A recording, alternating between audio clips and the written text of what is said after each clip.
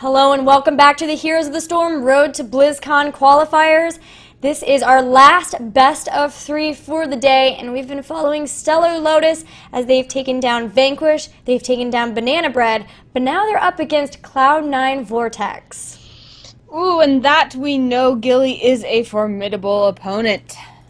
That it is. Once again, we're going to be on Garden of Terror as well, so really liking this map today, which is not something you usually see.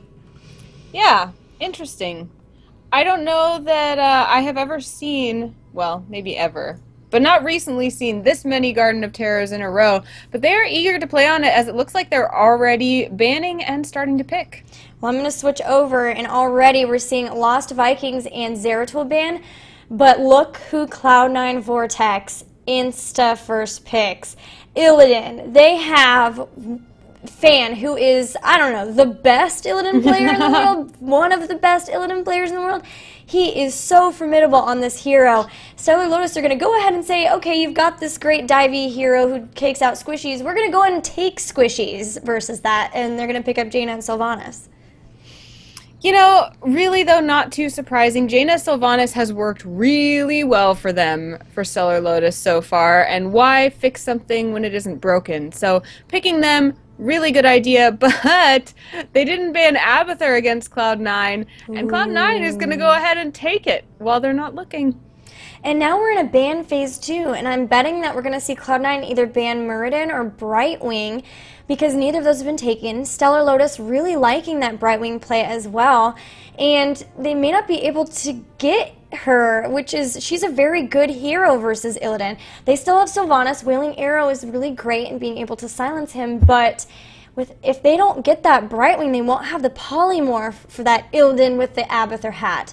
Now, Stellar Lotus at least did ban Uther, so they're going to stop Cloud9 from being able to drop a Divine Shield on top of everything else there, but Rhaegar would still be available, and there is the Brightwing ban.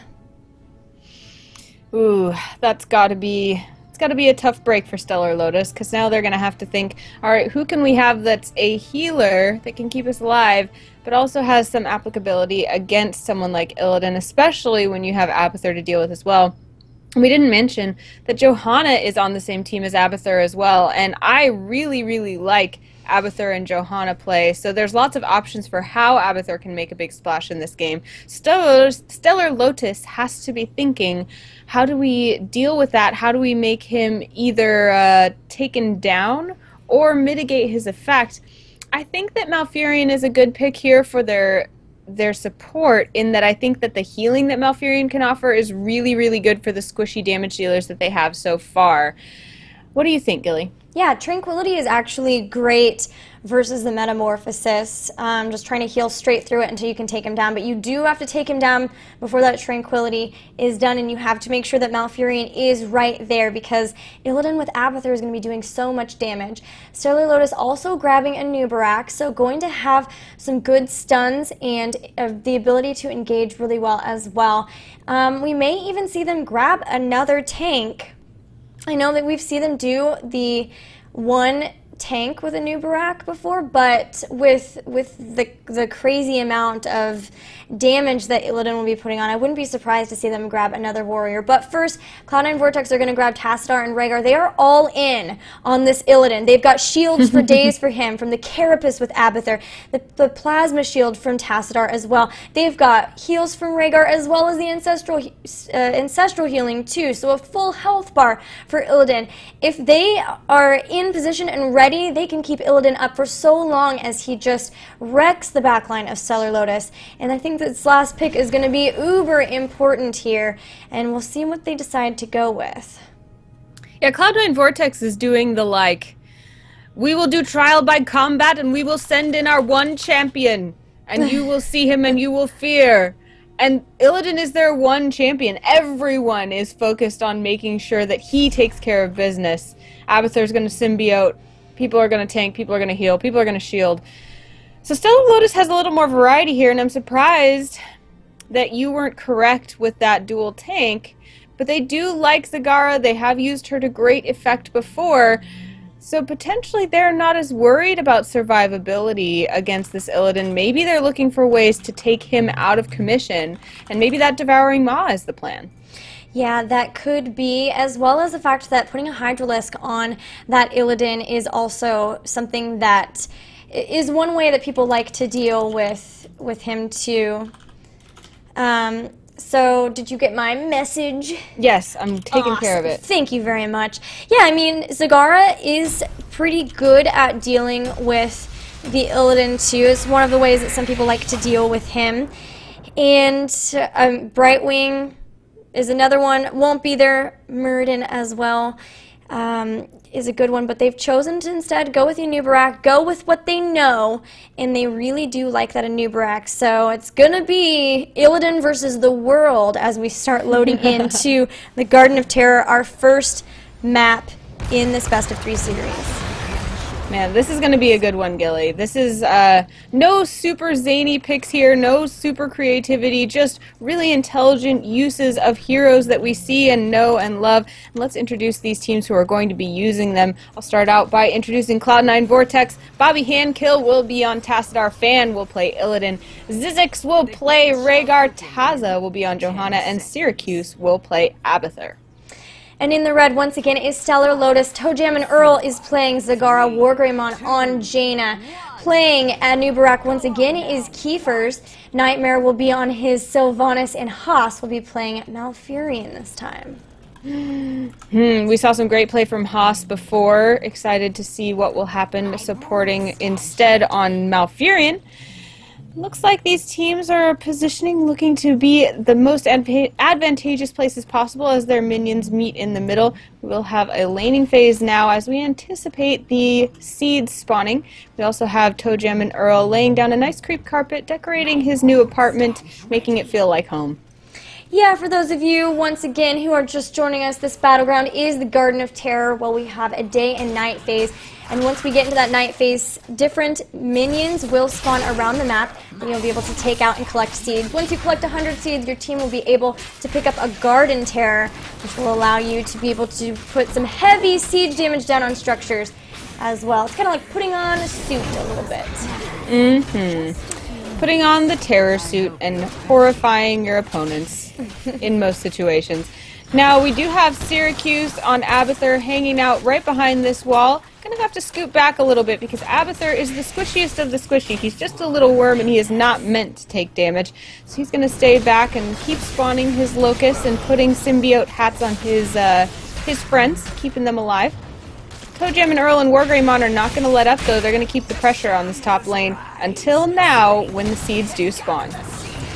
This great creep spread from Tojam and Earl means that they can be really aggressive when grabbing these seeds over here on the forward side, the side closer to Vortex, because they do know exactly if their opponents would come in from there. Now they're going to grab these, but Taza and Fan are coming in, and Fan has that Abathur hat. Tojam and Earl going to be caught a little bit out of position, maybe taken down. Yes, it will be the first takedown of the game. Kiefer is coming in, wanted to help, but will be taken down as well. Cloud9 Vortex's Fan now on the way, trying to pick up this takedown on Wargreymon, doing a great job of body blocking, even going to jump over into the side. Will he be able to get out? No, the structures will at least take him down. I wonder why that decision was made. Maybe they thought it was worth. But man, Cloud9 Vortex saying, "All hail our champion! Let him wreak havoc upon you," as we follow him, healing and supporting and, you know, protecting him. And it worked. Holy cow, 3 takedowns. Looking at the talents right now, we do have 2 Envenoms on the side of Stellar Lotus. So really looking to stack those on somebody, maybe be able to take somebody down really quickly. Maybe even looking for that on the Illidan, who is now once again on Tojam and Earl, body blocking her. She's trying to get away. A great route from Haas, but unfortunately the MVP for that fight will be the Flowering Shambler, who slams down and takes out the Zagara. Now Fan is on the chase of Haas as well, who does not really have much of an escape on that Malfurion. Only Keepers also getting low will be able to escape, but so far the seeds are favoring Stellar Lotus at least a little bit, so they are at least getting seeds, but they're trailing in experience definitely with all of these takedowns from Cloud9. In the bottom, we see Sylvanas is really trying to get an edge with a little bit of a push down here away from the action, but Bobby Handkill showing how great Tassadar can be in laning has a nice wave of minions pushing instead against the Stellar Lotus wall. Fan once again on the chase. Haas and Keepers will be able to get away, though for now they're really trying to contend with him, who's now working on their towers. Here comes Wargreymon off to the side, going to throw down a Blizzard to zone him, but he'll be able to get away still. It's very difficult to catch him, and he's pretty quick and sneaky. Yeah, I wonder, what do you think Stellar Lotus is going to do now that they're dealing with this super champion Illidan? How are they going to isolate and take him down in team fights? Well, they do have the possibility for roots with Haas, so if they could get a good root on him, that would be good. Later on, like I mentioned before, if they can get a Wailing Arrow on him as well, that would help significantly too. He wouldn't be able to just jump around everywhere, and they actually do catch him there. There goes a Nubarak trying to get him with a burrow charge, but wasn't quite able to, and now he's on the chase for Haas. He wants to take him out, will do so, taking a little bit of damage. There is an Impale that will stop him, but he's got so much protection.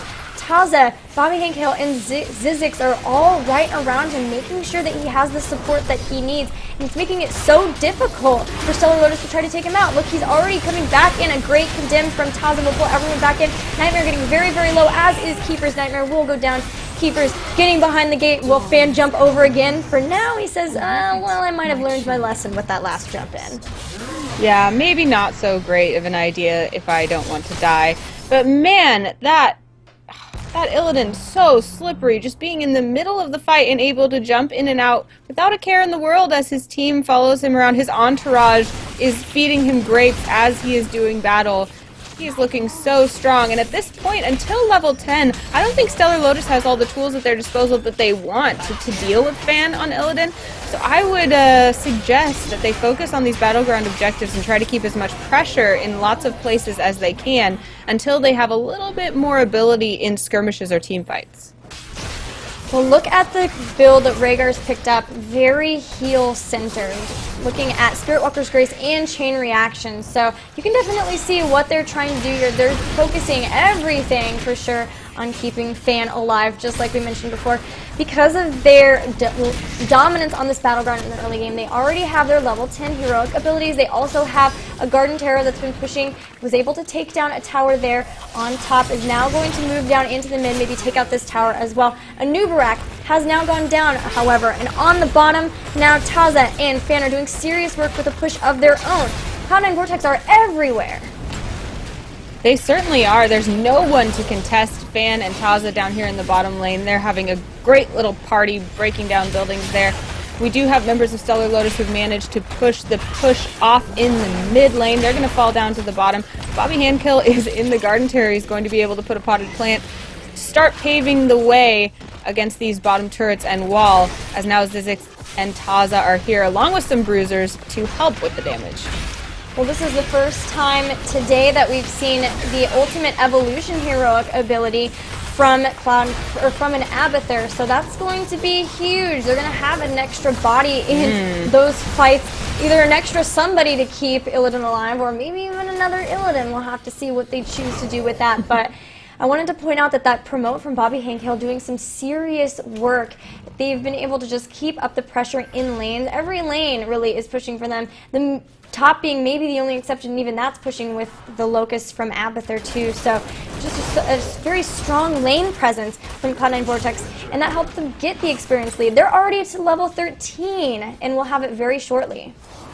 They also are going to grab the Siege Giants on the side of the map of their opponent, Stellar Lotus. They're going to have even more push going down in this bottom lane. Stellar Lotus is going to grab some mercenaries up here in the top, though. Their Bruiser camp will be pushing in lane for them. But other than that, the entire map is painted blue. Cloud9 has all the mercenary presence, except for those Bruisers.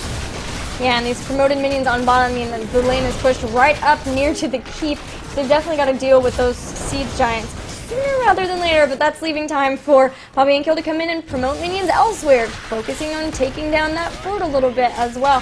So they're just being everywhere their opponents are not, forcing their opponents to go back and deal with something instead of being able to push anywhere they'd like.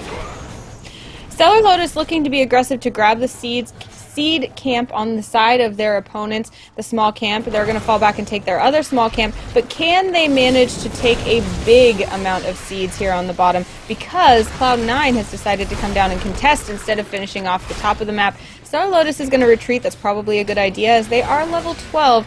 They haven't reached level 13 to be on even talent tiers with their opponents yet. Yeah, and that level advantage is exactly why Cloud9 Vortex could be this aggressive and say, oh, no, we're going to go up, we're going to go take these, you don't get these.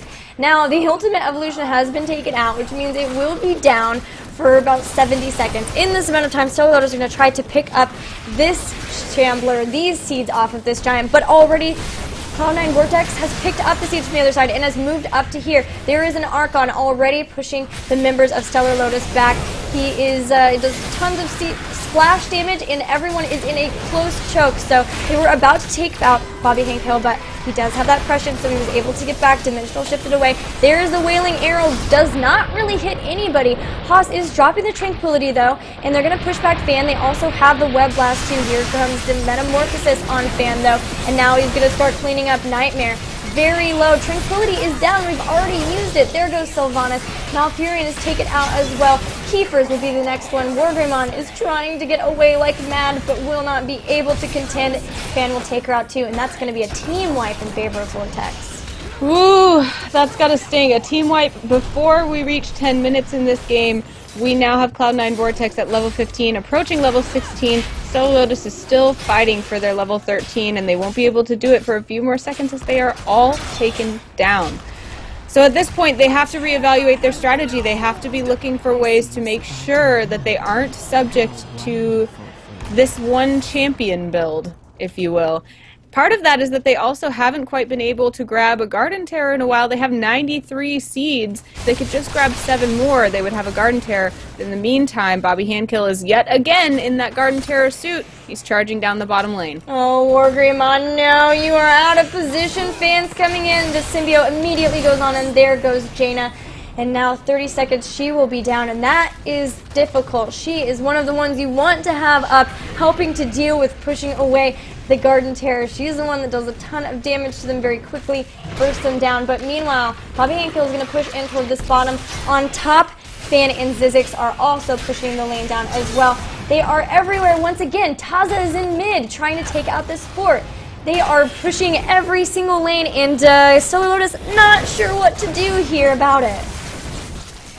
And what could they do about it at this point? I mean, they finally got their level 13 talents, but their opponents are already at 16 and almost to 17, in fact. They've got a Garden Terror to deal with. They've got a really strong team around Illidan to deal with. Illidan is going to Metamorphosis and start wreaking havoc on all 4 members of Stellar Lotus who are here trying to stop him. Taza is going to jump in as well. The Wailing Arrow does go off, but man, look at the health bars for Cloud9 Vortex, Gilly.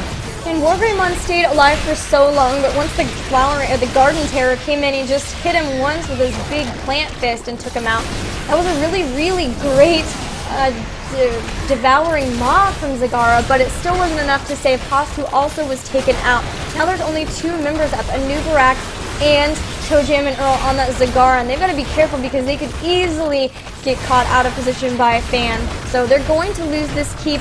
Vortex is on the prowl, going to even, Syracuse even already in here, trying to deal damage to Zagara, just keeping them zoned away while the rest of the members go ahead and take out, oh, I'm sorry, that was the Abathur clone of Johanna who's doing that. So that's really good. They were able to zone while everybody else took out the fort, and they weren't taken out. It was just the ultimate evolution. Really interesting to see that both Taza and Fan are able to merc by themselves right here. Taza, being a warrior, typically not somebody that you see super capable of getting mercenaries on their own, but Johanna has so much utility with being able to do damage as well as escape, as well as tank, and I think maybe that's why we're seeing Cloud9 Vortex use their Abathur to clone her, as opposed to always Illidan.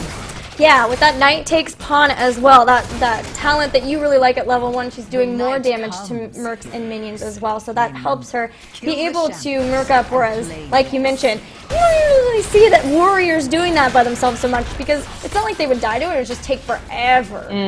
Yeah, it takes them out of the action for a long time, but in her case, she was able to take down that bruiser camp almost in the same amount of time as as Fan using Illidan. Look at 3 Merc camps at once from the side of Cloud9 barreling down, where they've already taken out all the rest as well. Now they're even going to grab these 2 as Bobby and Gil, low on mana, is going to push away everybody with that Archon. So that's going to enable them to pick up those Siege Giants. Now they've got 4 Siege Giant camps simultaneously pushing into the base of Stellar Lotus. So they are just going to go be able to pick up a bunch of seeds while Stellar Lotus deals with the aftermath of the entire map being blue.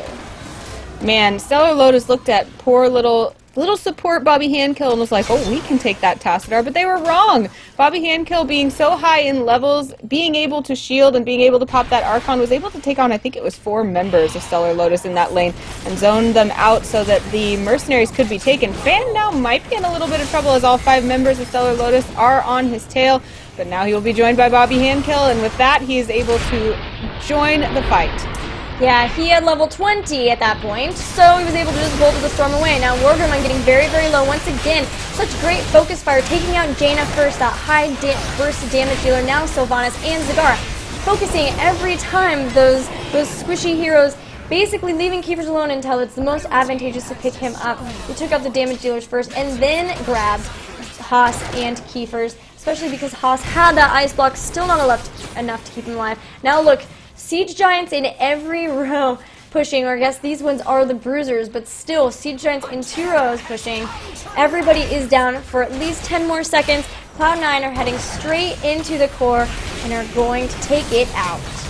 They also have a Garden Terror coming just in case. Just they need a little bit more help. Just in case. You know, if we all die, we still have the Garden Terror, but it doesn't look like that's going to be the case. Stellar Lotus trying to defend, but Cloud9 will take this core down, and that will be game for Cloud9 Vortex.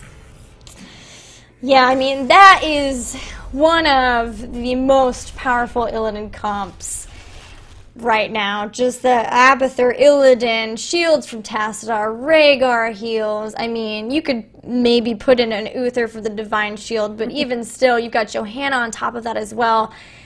Stellar Lotus has got to be looking at that and saying, okay, let's not let them do that ever again. I mean, I would bet some really good money on an Abathur ban next game. What about you? Oh, yeah. Well, I don't know. I'd almost say it would be Illidan, but either one, I think it will be for sure. I mean, Fan... That's a fair point. Fan is amazing at Illidan. He was known for that when he played in Heroes of the Dorm for Cal Berkeley. So maybe they'll do that, and then will they want to continue? Will they have another Abathur comp? There's like some Abathur Zeratul comps that they could do, but I don't know if that's, maybe, you know, they won't be as practiced at that. I'm sure they at least have practice without Illidan, considering the fact that they get Illidan so much that people know about it. So we'll have to see what Stellar Lotus wants to do to try to contend with it, though. I would say, though, that I have heard from Fan and a lot of his teammates that they're very famous for using this Illidan composition, and a lot of people are like, well, that's why they win, because they use Illidan. But he says, no, nobody forces me not to use Illidan. If I didn't get to use Illidan, I have plenty of other compositions and strategies I could use, but until then, I'm just going to keep using him. So we'll see if we're going to get a new composition with no Illidan next time, whether we'll get to see some more Abathur or not. I'm looking forward to next game. What about you? I am as well, so let's take a break, get that set up, and when we come back, Game 2 between Stellar Lotus and Cloud9 Vortex.